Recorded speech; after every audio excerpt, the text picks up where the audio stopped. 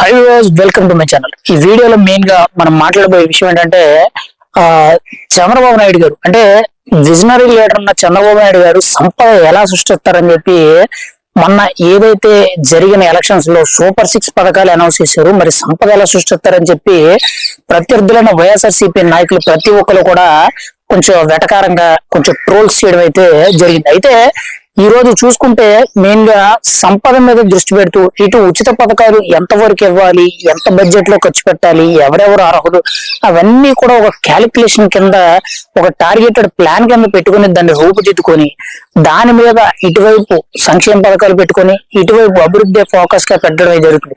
కూటమి ప్రభుత్వం వచ్చిన నెల రోజుల్లోపే దాదాపుగా 60,000 కోట్లతో మచిలీపట్నంలో అయితే బీపీసీఎల్ ప్రాజెక్ట్ అయితే ఓకే చేయడం అయితే జరిగింది. అది కాకుండా కూడా ఈ తర్వాత కొన్ని కంపెనీస్, చిన్న చిన్న కంపెనీస్ కూడా రావడం అయితే జరిగింది. అయితే ఈ రోజు తాజాగా చూసుకుంటే లూలు గ్రూప్ అంటే గతంలో ఏదైతే 2014 నుంచి 2019 వరకు అప్పుడున్న కూటమిలో భాగంగా టీడీపీ ప్రభుత్వంలో అప్పట్లో లూలు గ్రూప్ అనేది వైజాగ్ లో ఒక పెద్ద షాపింగ్ కాంప్లెక్స్ లాంటిది కట్టాలని చెప్పి ప్లాన్ చేస్తే అది ల్యాండ్ అక్విజిషన్ వరకు అంటే అగ్రిమెంట్స్ వరకు ఓకే అయ్యి ల్యాండ్ అక్విజిషన్ దగ్గర కొన్ని ప్రాబ్లమ్స్ వల్ల తర్వాత వచ్చిన గవర్నమెంట్ అంటే వైఎస్ఆర్సీపీ గవర్నమెంట్ ఏదైతుందో ఆ వచ్చిన గవర్నమెంట్ ఈ లూలు గ్రూప్ అయితే తవిరేయడం అయితే జరిగింది.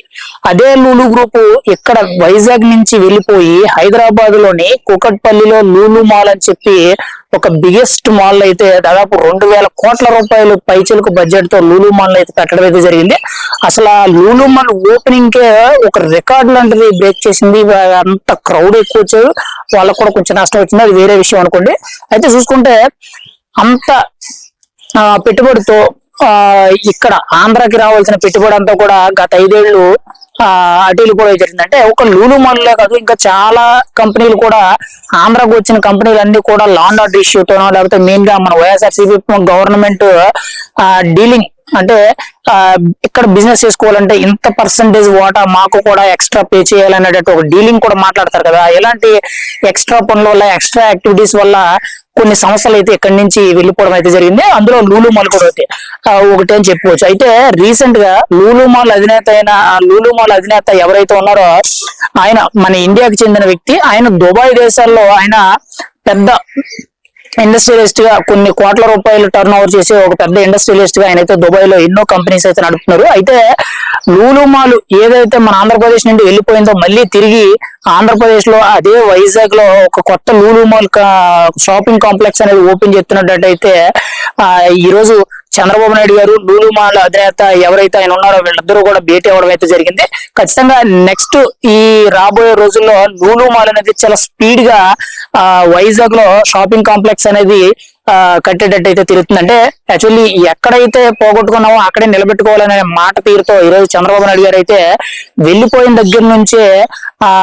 దగ్గర ఏదైతే వైజాగ్ నుంచి వెళ్ళిపోయిందో లూలు మాల్ అక్కడికే మళ్ళీ అదే ప్లేస్ లోకి అయితే ఒక లూలు మాల్ కు సంబంధించిన ఒక పెద్ద షాపింగ్ మాల్ లాంటిది ఓపెన్ చేయాలనేటట్టు అయితే ఆ సంస్థ అధినేత అయితే చంద్రబాబు నాయుడు గారు అంటే విజనరీ లీడర్ ఉన్న చంద్రబాబు నాయుడు గారు అయితే డీల్ కుదర్చడం అయితే జరిగింది. ఖచ్చితంగా రాబోయే రోజుల్లో వైజాగ్ లోని లూలు మాల్ అయితే ఎస్టాబ్లిష్ చేసి ఆ ప్రాంత ప్రజలకి కొంతమందికి ఉద్యోగాలు కల్పిస్తున్నట్టు, కొంతమందికి ఏవైతే ఈ మాల్స్ వల్ల కొంతమందికి ఏవైతే సరుకులు కొనుక్కోవడానికి కానీ, షాపింగ్ కానీ, మూవీస్ కానీ ఇవన్నీ కూడా యాక్టివిటీస్ అన్ని ఉంటాయో అన్ని విధాలుగా కూడా ఎంత లేదన్నా కానీ కొంత కనీసం 2,000 నుంచి 3,000 మందికైనా ఎంప్లాయ్మెంట్ దొరికే అవకాశం అయితే ఎక్కువగా కనబడుతుంది. ఖచ్చితంగా ఇది ఒక గొప్ప విషయం అని చెప్పాలి. ఎందుకంటే పెట్టుబడులు ఎలా ఆకర్షించాలనేది చంద్రబాబు నాయుడు గారిని చూసి నేర్చుకోవాలి. ఎందుకంటే గతంలో ఎవరైతే చంద్రబాబు నాయుడిని విమర్శలు చేశారో ఈ రోజు వాళ్ళందరికీ కూడా చెప్పుతో కొట్టి బుద్ధి చెప్పినట్టు అయితే ఉంది. ఎందుకంటే రోజు రోజుకి కూడా ఏదో కంపెనీ రావడం, ఇక్కడ ఒక కంపెనీ పెట్టి ఇక్కడ మేము కూడా బిజినెస్ చేస్తాం అనేటట్టు రావడం.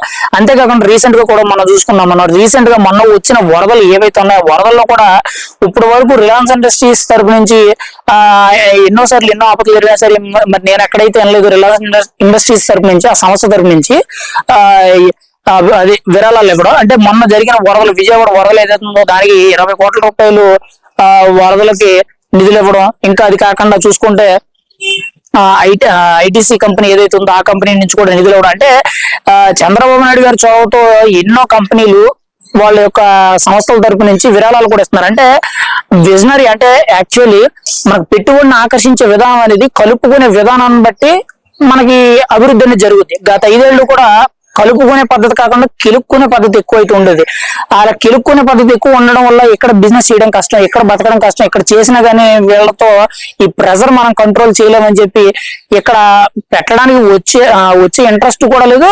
ఉన్న కంపెనీలు కూడా ఉండే ఇంట్రెస్ట్ లేక మొత్తం గత 5 ఏళ్ళు కూడా మొత్తం చదువుకొని అయితే వెళ్ళిపోవడం అయితే జరిగింది. కానీ చంద్రబాబు నాయుడు వచ్చిన తర్వాత వచ్చిన నెల రోజుల్లోనే BPCL కంపెనీ దాదాపు 60,000 కోట్ల ప్రాజెక్ట్ తో ఆయిల్ రిఫైనరీ సంబంధించిన పోర్ట్ దగ్గరలో అయితే ఒక ప్రాజెక్ట్ అయితే దాదాపు 60,000 కోట్ల రూపాయలతో పెట్టేటట్టు అయితే అదొక కంపెనీ వచ్చింది.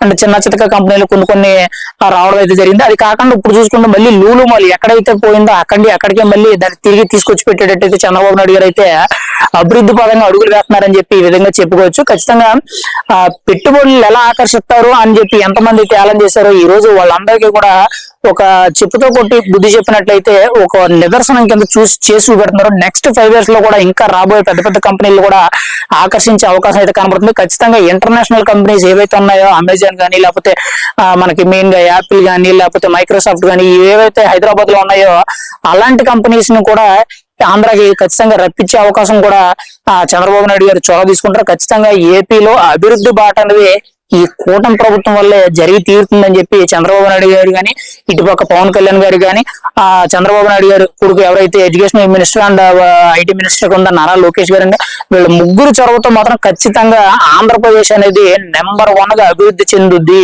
యువతకి మంచి బాటకి అడుగులు వేసే విధంగా వాళ్ళైతే దారి చూపించే అవకాశం అయితే 100% కనబడుతుందని మనం అయితే చెప్పుకోవచ్చు.